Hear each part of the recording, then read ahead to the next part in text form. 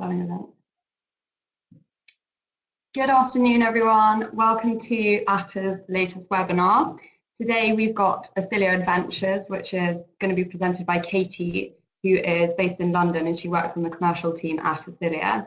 So Katie helped to create the Asilia Adventures collection, and she's going to talk you through a brief overview of the 14 adventures. She won't be able to pack everything in because obviously that's quite a lot, but basically just the need to know information, how to book, and then at the end we'll have a short question and answer session. So basically I'll read out the questions if you can just type into the chat box, and then Katie will answer. And we've just got sort of 10 minutes at the end for that. So Katie, over to you. Great, thanks so much, Sally. Hi everybody, thank you for taking time out of busy days, especially towards the end of a sales month. I know it's a busy old time for everyone, so I'll try and keep this as brief as possible, but hopefully useful. So yeah, basically we have created Asilia Adventures, and I wanted to explain why and what these are all about first of all. So basically we've tried to create a series of bite-sized experiences and mini adventures to show off a different side of East Africa beyond just the national parks, giving people an opportunity to get off the beaten track properly, to be a bit more active, to immerse themselves in some of the amazing culture there. We're seeing more and more travellers being demanding about wanting to see and do something a bit more unique and a bit more beyond the ordinary, and this is our answer to that. At the same time, we also want to try and drive more business to East Africa between November and May. As you all know, there's low season rates throughout that period, but that's not quite enough to convince people to come sometimes. It also means that some travellers seem to think that they're going to get a second-rate experience, which we all know is not the case. So we're hoping that having another reason to travel to East Africa during that time of year will help even out season and bring more people to East Africa in those months. So we are calling it the Adventure Season. So it runs from November until May. We've excluded the festive period because everything is under a lot of pressure in peak season over Christmas. Camps, lodges, guides, vehicles, everybody is busy, busy, busy, fully booked, and it makes it so much harder to operate anything like this. We have 14 adventures at the moment, and more in the pipeline coming soon, hopefully in the next couple of months. And what they are is a series of 3 to 7 day packages, which we've created, and they're designed to be sold kind of off the shelf as an actual package. So all of your logistics, park fees, activities, accommodation, everything you need from the start and end of those packages is all included. And they can't be amended. They're not sample itineraries. They're there to be sold exactly as they are, and provide an absolutely amazing experience for those few days. We have tried to keep the way to book it as simple as possible, so we haven't created set departures. They're all booked on a private basis, so if you have 2 people or 4 people, the adventure is just for them, which I think will really show in the experience that they get. And so it's first come, first served for all of the adventures. We've designed them really carefully to try and make sure that they start and end in really obvious places, so that they're very easy to tie in with a tailor-made safari. So in Tanzania, for example, a lot of the trips start and end in places like Arusha, Tarangire, Karatu, in Kenya, Nairobi, and Nanyuki, and the Masai Mara, that kind of thing. So you're not going to have to find your way to somewhere really obscure at the start or at the end of these trips. We've made the pricing structure really simple, just a net rate based on number of people traveling, and I'll show you what that looks like in a bit. And we've also tried to make it really clear very quickly any kind of need to know requirements. So if you need to be particularly fit, if there's a lot of trekking involved, for example, or if there's an age limitation because of the national park that you're potentially walking through or whichever, so that you can very quickly recognize whether it's suitable for your clients and so that they can recognize the same. So just a quick look at where all of the adventures are based. In Kenya, we've got a couple in Laikipia, right near Mount Kenya. We've got a few around the different conservancies bordering the Masai Mara, a couple in southern Kenya, going through some of the lesser known national parks and areas of the Great Rift Valley, so Hell's Gate and Yabba Dabs. A couple down in Zanzibar, And then in Tanzania, we were exploring a couple of areas east of Tarangire, which is kind of Masai steppeland between Arusha and Ogiri. We have one trip on the east of Ngorongoro and one on the west. A little couple of trips that go through northern Serengeti, and then of course Rubondo Island, which is an adventure in itself, but it's tied into one of the adventures so far. So just to give you a kind of snapshot of one of the adventures, and then I'll kind of give you a quicker overview of the rest of them. So this is one of the trips, and if we had to have a flagship adventure, this probably would be it. It's a 6-day, 5-night walking expedition from east to west across the Masai Mara conservancies, which is pretty amazing. I haven't done this one yet, but I'm very keen to. It's a mix of fly camping and safari camps and safari houses. So it's not fly camping the whole way, which I think makes it more comfortable, hopefully, for our guests. And it's led by one of our amazing walking guides who's based in Nabosho called Rudolph, who some of you, if you've been to Nabosho camp, may well have met and done walking safaris with. So he's the guide and he's leading this trip. And that's guaranteed. If he's not available, then the trip can't run. Basically, just to give you a flavour of it, on day one, you arrive and you have a night at Nabosho camp, and in the evening, you do a briefing with Rulof, make sure you've got all your kit ready, and then the next day you set off. And over the course of the adventure, you cover 84 kilometres, so you need a reasonable level of stamina and fitness. You are walking, it is a walking safari, but you're travelling quite a distance from A to B. The next day you'll walk through the Nabosho Conservancy and end up at Topi House, one of our Mara bush houses, and spend the night there. And then the following day, you'll walk around through Alaria Rock Conservancy and finish at a fly camp at the sort of eastern side of Mara North Conservancy, which we'll have set up especially for the adventure. And then the following morning, the logistics team will pack up the fly camp, move it on and set it up for the following night. And meanwhile, you will walk down to the Mara River, enjoy lunch and a bit of a chill out time in the shade by this amazing river, having walked there, which is pretty exciting. And then the following day, you'll walk further north through Mara North, Namek, Old Choro, and then up this beautiful hill called Kileleone, which is right near our other Mara houses, Mara and Acacia House, where you'll overnight on the final night. And from this hill, you get views across what feels like the whole of the Masai Mara. So a really amazing spot just to stop and take stock of the adventure that you've had. So to give you an idea on price, that one is coming out at $3,753 per person, which is a net rate based on 4 people. In case you're alarmed and think, gosh, these are all going to be that kind of price point, that's kind of mid to high on the price points for the 14 adventures we have at the moment. They all depend quite a lot on how long they are and how much logistics are involved. But our most affordable one starts from $1,200, just over $1,200 per person net, based on 2 people traveling. So there's a lot of really good value options in here. Just zoom through the rest of the adventures. So we have a horse riding version of the Traversing the Mara for experienced riders only, a really amazing adventure.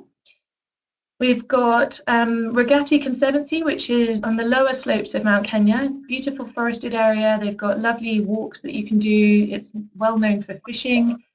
They also have an okapi conservation project there, and a really nice contrast to a safari. Then there's another option, which is the Rotundu log cabins, which are halfway up Mount Kenya, an incredible location to just relax and enjoy incredible scenery without having to climb the whole mountain. There's some great hikes to do there and also some fantastic fishing. There's an active adventure for sporty types. So this one travels through southern Kenya through the kind of Rift Valley and then through the Aberdares, and does activities such as mountain biking through Hell's Gate National Park and hiking up Longonot Volcano, which is pictured here. And then the last one for Kenya is 3 days, 2 nights walking in Nabosho Conservancy. So you're staying in a fly camp for 2 nights, you're walking for 3 days. That's a really nice option for people who've been on a lot of safaris before, and perhaps they've been somewhere like Zambia where it's all about walking safaris and very little about game drives. If people really want to do more walking, we think this is a nice option for them. Over to Zanzibar, we have a health and wellness option, which is a mixture of relaxing and sporty. So you have yoga, meditation, spa treatments. You're going running up the coast, anything from 5 to 50 kilometers, depending on how much of a runner you are. And also some stand-up paddleboarding where you're doing a cleanup of ocean plastics from some of the mangroves around the island, so that you're giving back and doing something good for somebody other than yourself. So you can feel good in a different way from doing that. We've also got a water sports option, which is trying to give people a different flavour of all the different water sports available to them. Perhaps they've not tried a lot of these things before, but have always wanted to. There's a 3-hour kite surfing lesson for beginners. There's an introduction to scuba diving, which runs over 2 half days, 1 in the pool and 1 out on the reef, all with fully qualified PADI dive school. There's snorkeling, there's kayaking, and there's also stand-up paddleboarding at some nights. And then over to Tanzania. So we have another horse riding option, which is a little bit different. So this one I think is really cool. So you start in Arusha and drive in these vintage Series 1 Land Rovers, or rather you are driven, but you get to enjoy being in these old school Land Rovers and drive down to this area of Masai steppe, which is east of Tarangire, called Lokisali, and arrive for lunch and then go out horse riding that afternoon, and then the next day morning and afternoon, and the following day. You're exploring this beautiful wild area where there's no roads and there's very small Maasai communities. Very few tourists come down here, and you get to spend time with the Maasai people and also explore the area of horseback. What's really nice is if you've got a mixed group of abilities on riding, and so let's say you have a family of 4 and 2 people ride and 2 don't, the non-riders can still go and enjoy this adventure because they can go out on game drives in the vintage Land Rovers and go and meet up with the horse riders at the Maasai communities and things. So everybody can still have fun on that one. The next one along is in the same kind of area but further south in a place called Simanjiro, also east of Tarangire. This one is all about walking and spending time with the Maasai and really kind of immersing yourself in that culture and really learning about it. We often get asked about, we have travelers who really want to learn about the Maasai, and it's really hard to find an option that's not going to be very touristy. Well, this is your option, I think. The next one along is more of a traditional safari, but it's all about birding. So you have a specialist birding guide accompanying you. You're visiting some of the main national parks. But this is really for the kind of clients who are out there who do not want to stop and look at lion, leopards, elephants. They really, really just want to focus on the birds. We know there are people out there who like that, and that's absolutely fine. So you have a specialist guide traveling around with you to make sure you make the most of your time there. That one has an extension to Rubonga Island on Lake Victoria, because there's some really unique different species that are really nice contrast to them. And down to the Yoda Valley, which is southwest of Ngorongoro. This is 3 days, 2 nights fly camping, and basically it's all about spending time with the Hadzabe, who are a fascinating hunter-gatherer people. Really spending time with them, learning about their way of life, and spending time with them and seeing how they live off the land. I know people who've done this and said it's an absolute highlight of their trip. The next one is a 2-day, 1-night fly camping from Siaris. This is our shortest adventure. And the reason it's in here rather than just a normal fly camping activity is because it's a much longer walk and much more of an expedition style, even though it's only for 1 night. So if you walk straight, it would take about 5 hours, but we break that into morning and afternoon walk with a nice rest in the heat of the day. So you walk along the river, along the Mara River, finish at this amazing wild camping spot, and then walk back a different way completely along a ridgeline back to Siari. And then last but not least, an amazing 5-day trek from Ngorongoro down to Lake Natron. There's no roads going the way that you're walking, so it's literally you and anybody else who happens to be on foot, traveling past Empathy Crater, past Old Donyo Langai, and spending 2 nights down near Lake Natron to see the flamingos and the hominid footprints and enjoy this incredible place that you've gone to see. We also, as part of this project, pulled together a collection of some really amazing guides, and we're calling them our Asilia Safari Fundis. Those of you who speak any Swahili may be chuckling right now, because Fundi in Swahili means a lot of different things. It can mean anything from expert and specialist and craftsman to the guy who fixes your broken tent. For us, it's more about people who are going to add a bit of magic to your safari. So Rulof, who accompanies several of the Kenyan adventures, he is one of the Safari Fundis, and we can add other Safari Fundis to some of the other adventures if you wish.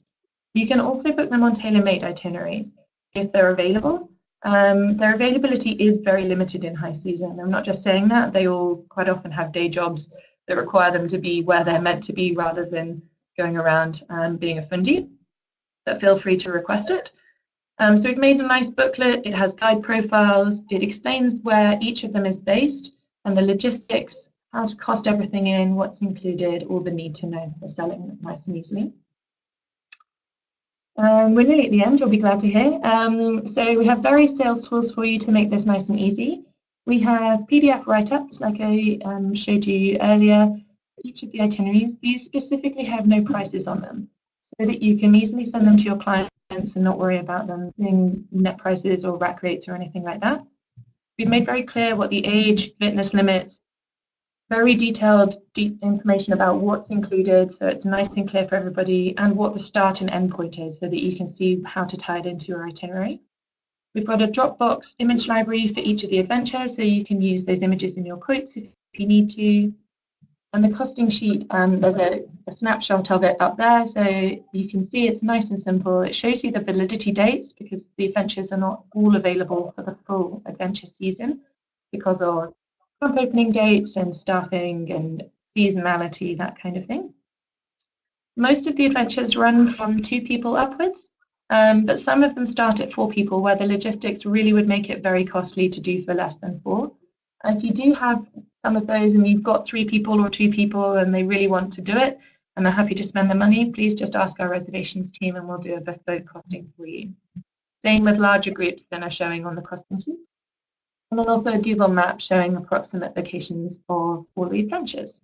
There's a whole section on the Asilia Agent Zone which has all of this information ready and waiting for you. So yeah, we hope to welcome your clients on an adventure soon, and thank you so much for listening, and thank you to Atta for hosting us on the webinar. Any questions? Thanks so much, Katie. That was really interesting. I know a few people had some problems with listening to the sound, but I can assure all of you it'll be really clear on the recording, because it was clear for me and it's clear for Katie, so it should all be fine. If anyone else has got any questions, please do put them into the chat box. I know Simon had one earlier, but I think potentially those questions have been answered as to whether you have specialist adventure guides for the specific trips. I know you mentioned Rudolph, and then you've just done some guide profiles, and whether you run the birding trips as an Asilia adventure. I don't know if you would like to build on that at all again, Katie, or if you think yeah, so some of the trips require a sort of specialist guide. So where they're required, basically there's always a guide accompanying these trips who is the most relevant person. So for example, with the Hadzabe, it's people who spend time with that Hadzabe community and they know them, and they can really explain the experience. On the walking across the Mara, it's Rulof. He's done this trip before. He knows it. He knows how to be a walking guide. He's highly qualified. So he'll look after your safety, but also talk you through all the wildlife you're seeing. On the birding trip, yes, that is one of the Asilia adventures, so there's an itinerary for it, but obviously we have these birding safari fundis, so if you want to do a tailor-made version or a specific adventure for your particular agency, then we're very happy to look at that for you, as long as it's within that November through May season. Cool, thank you. And then we've just got another question also from Simon as to whether the Asilia Adventures are just for private group bookings or whether you can have like a mixed client base from different places wanting to join one of the trips. So if you want to do that yourselves as agents, then you're very welcome to sort of find different people and have a mixed group. From our side, we are setting them up so that you book it and you just tell us who's coming and we go from there. So they're mostly run as private trips, but if Simon or any of the other people listening want to invite various different people from their database, and if they're all happy to travel together as a group, then that's absolutely fine. Okay. Does anybody else have any other questions they'd like to ask? Just give it a couple of minutes. Simon has another one, I think.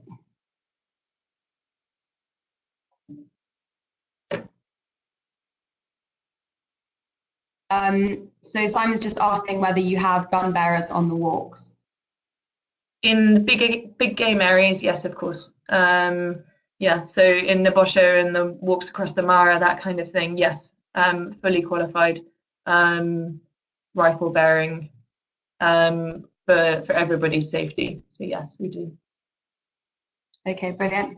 And any last questions before I switch it off? So I think Sally's planning to send around the link for the agent zone in case anybody doesn't have that. If you have registered but have forgotten your password, there's a link to click for that. If you haven't registered, then you can just fill in a quick form and we'll get you set up. And she's also going to send my email address around. So if people have individual questions that they don't have time to send around now, please email me. Happy to help. Sure. Simon says thanks and let me know if you need a speciality guide. Thanks. Okay, perfect. Well, we'll wrap up there. Thank you everyone so much for attending. And yeah, as Katie mentioned, I'll send around the recording to all of you as soon as possible. Thank you. Great.